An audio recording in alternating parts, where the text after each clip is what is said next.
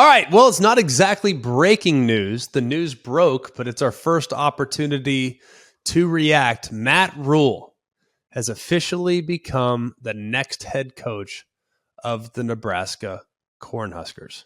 Why is this significant? Let me start by saying just how much this feels like a long shot, or at least it felt like a long shot a couple weeks ago. All right. I have people that I'm close to that are also very close to Matt Rhule. I am shocked that this is the ultimate result. I was told, this is from people that are very close. People, by the way, multiple. Okay, multiple meaning like 3. So not a lot, but people, they all echoed the same sentiment when it came to Matt Rhule potentially jumping back in and becoming a head coach this soon. They all said he's going to be extremely picky. He's fine. David Tepper, the owner of the Carolina Panthers, owes him $40 million. He's going to be insanely picky. He is not in a rush to jump back in because money is not an object. And 2, I was told that there were only 2 programs that he would consider unless he genuinely felt like he could win a national championship.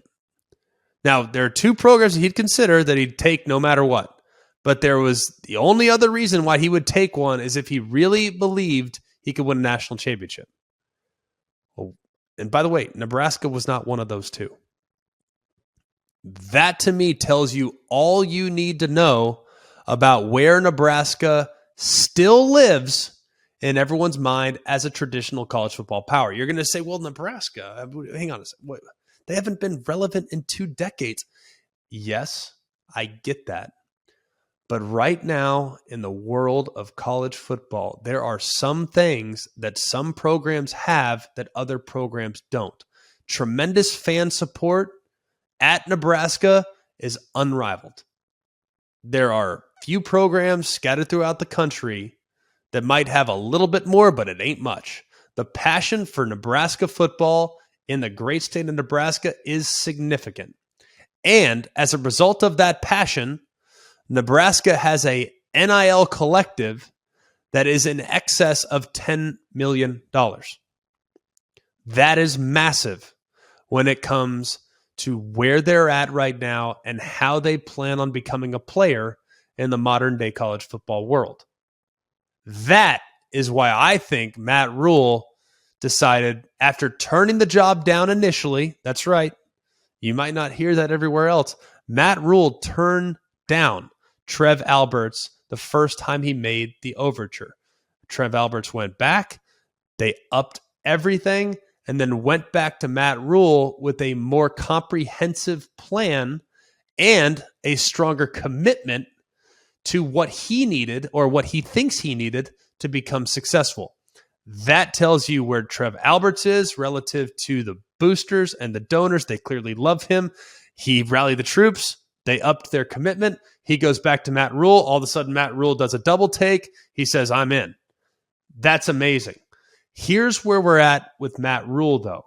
Matt Rhule, let's take into account, and don't get convoluted with what goes on in the NFL. If you don't have a quarterback, you don't have a chance. And he never had a quarterback in Carolina. So let's not think that this guy all of a sudden took crazy pills and became an average coach. That is so far from true.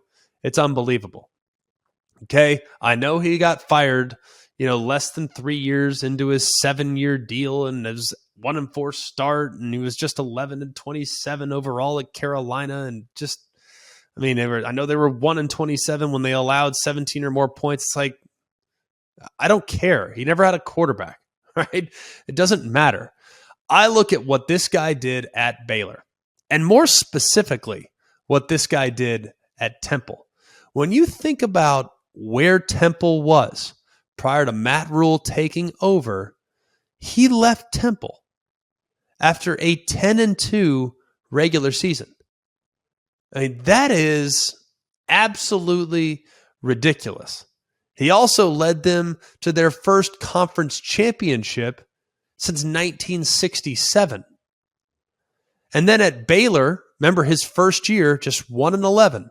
Well, 2 years later, they were an 11-win football team. Okay, this guy is a program builder. He knows how to identify talent. He knows how to develop talent. And he knows how to put together specific game plans that can take advantage of the weakness of the opponent. What I love most about Matt Rhule as a ball coach, the guy has spent time coaching quarterbacks. He spent time coaching offensive line. He spent time coaching defensive line. He spent time coaching linebackers. The guy's coached almost every specific position.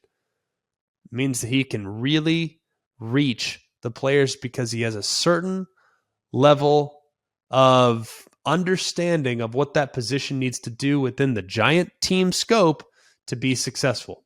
This is a home run hire, and a home run hire to me feels like it's even a little bit of an understatement.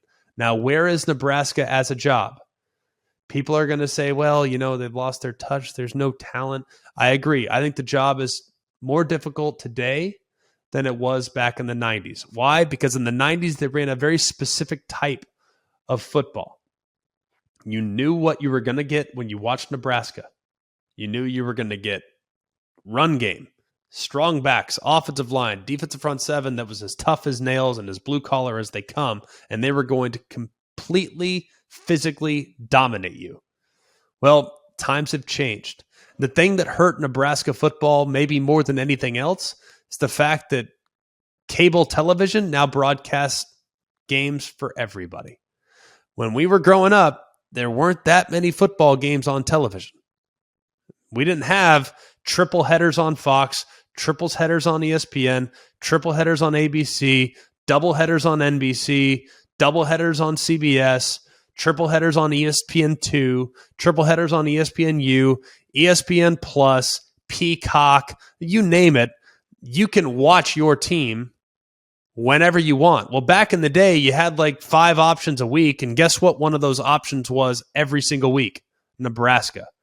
So now that Nebraska is just like everybody else, they don't necessarily get that unicorn status that they once had. It's okay because you now have the right coach so that when you go out and you're going to have to recruit nationally in Nebraska, we know that. But Matt Rhule, guess what also hurt Nebraska? When they left the Big 12 for the Big 10. Well, guess where Matt Rhule has cut his teeth and has had success? In the state of Texas. Guess what you lost when you left the Big 12? The state of Texas, especially as it pertains to being a pipeline to the state of Nebraska and the University of Nebraska and their football program specifically. So I think this is a home run hire. Matt Rhule is going to do an amazing job there. I do think the job is more difficult today than it's ever been, and I think the job will actually get more difficult here in the years to come. You wonder why? Because if they get rid of divisions in the Big Ten, guess what? The teams that stand to benefit are Maryland, Michigan State, Rutgers, the teams that are kind of at or near the middle, towards the bottom perhaps of the Big Ten East. You know what teams are going to kind of hurt as a result of them getting rid of divisions? The teams that are at or near the bottom of the Big Ten West. Right now, the Big Ten West is as gettable a division as any in college football. Purdue at 8-4 just won the division. The Big Ten West is extremely gettable. Well, you get rid of divisions, and now you got to face Ohio State every couple of years. You got to face Michigan every couple of years. You got to face Penn State every couple of years, as opposed to getting every year against Northwestern. Yeah, it does get tougher if they get rid of divisions. But either way, it clearly proves that the commitment to football in Nebraska is as real as it's ever been, is as strong as it's ever been, and their commitment to getting back into the realm of the elites, it's going to be tough to get there, but sometimes all you need is the right coach. And it appears now, for the first time in a very long time, Nebraska has just that.